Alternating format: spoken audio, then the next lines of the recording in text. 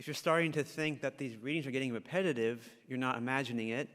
Both the readings from last Sunday and this Sunday have been in the weekday readings this week. But not only that, the theme of these sections of both Acts and John are kind of these long, rambling sections that all revolve around a central point.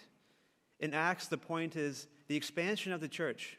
The apostles are realizing that the gospel is not limited. It's not limited to Jerusalem, only to be preached to the Jews, but is meant to be spread in Jerusalem, out into Greece and to Rome, to both Jews and Gentiles alike. And that is, in that sense, the church is becoming Catholic, becoming universal, meant to be spread to every corner of the world and preached to all people. And the same can be said for the Gospel of John. It's all during Jesus' Last Supper discourse, his last words to his apostles. And he offers the commandment, the simple commandment, love one another.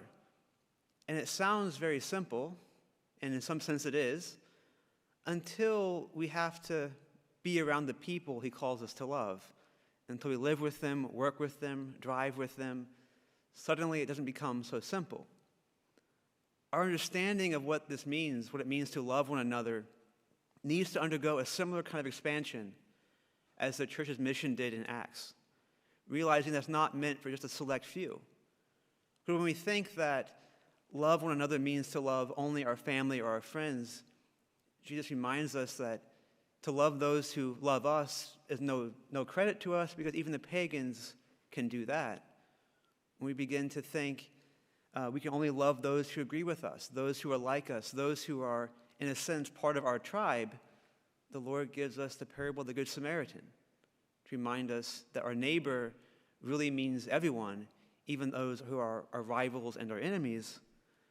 And when we think that perhaps our love has a limit, that someone can commit an offense against us that we can't forgive, we can't come back from, we can't love, he gives us the story of the prodigal son to show us that the Father's love has no limits, has no end, so neither should ours.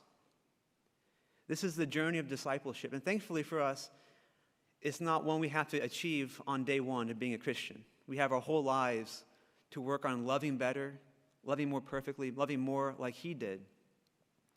It's the essence of discipleship, and it's the essence of what it really means to love as a Catholic, to love universally, to love everyone, everywhere, as best that we can.